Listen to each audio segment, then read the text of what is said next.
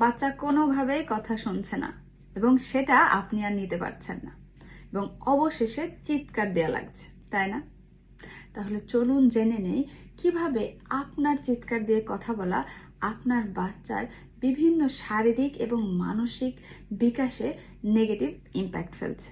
First, আপনার দেয়া চিৎকারে আপনার বাচ্চার ভিতরে একটা ভয় তৈরি হচ্ছে এবং একই সাথে ওর ভিতরের অস্থিরতাটা আস্তে আস্তে বেড়ে যাচ্ছে। শুধু তাই নয়, আপনি যখন ওর সাথে চিৎকার দিয়ে বিভিন্নভাবে খারাপভাবে কথা বলছেন, ওর কনফিডেন্সও আস্তে আস্তে লো হয়ে যাচ্ছে, যেটা তার বিভিন্ন পারফরমেন্সে নেগেটিভ ইম্প্যাক্ট ফেলছে। সেটা হতে পারে স্কুলের পারফরমেন্স, সেটা হতে পারে পার্সোনাল লাইফে কোনো পারফরমেন্স, সেটা হতে পারে প্রফেশনাল লাইফে কোনো পারফরমেন্স। সে কনফিডেন্টলি কোনো কিছু করতে পারছে না, আর সে বড় হয়েও কনফিডেন্টলি কোনো কিছু করতে গিয়ে স্ট্রাগল করবে। নাম্বার 2, আপনার সাথে আপনার বাচ্চার একটা ইমোশনাল ডিস্টেন্স তৈরি হচ্ছে।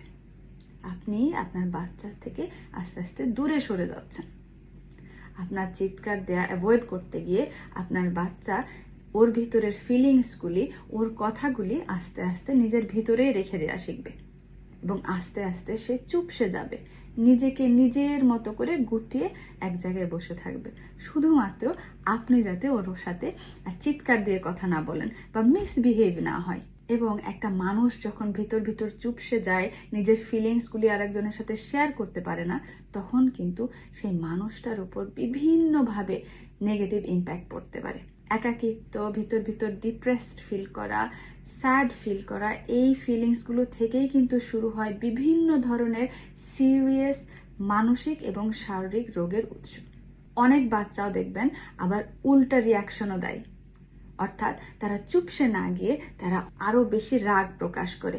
ওদের ভিতরে একটা জিদ তৈরি হয়, প্রতিশোধ নেবার জিদ, এবং এই সময় দেখবেন এই ধরনের বাচ্চারা খুব সহজে রাগ প্রকাশ করছে, ওদের কথায় ওদের কাজে রাগ প্রকাশ করছে, চিৎকার দিয়ে কথা বলছে এবং অ্যাগ্রেসিভলি বিহেভ করছে। শুধু আপনার সাথে নয়, ওর আশেপাশের মানুষের সাথেও সে অ্যাগ্রেসিভলি কথা বলছে এবং বিহেভ করছে। লাস্টলি, আপনার বাচ্চা বুঝে নিবে যে চিৎকার দেয়া বা অপমান করে কথা বলা, উত্তেজিত হয়ে কথা বলাই হচ্ছে একমাত্র সলিউশন। তার মানে ও নিজের প্র্যাকটিসেও, নিজের লাইফেও, অন্যান্য মানুষের সাথেও ঠিক একইভাবেই সিমিলার সিচুয়েশন ডিল করা শিখবে, কারণ ওর কাছে এটাই নর্মাল, প্রতিবার চিৎকার দিয়ে কথা বলা, ভালো না লাগলে চিৎকার দেয়া।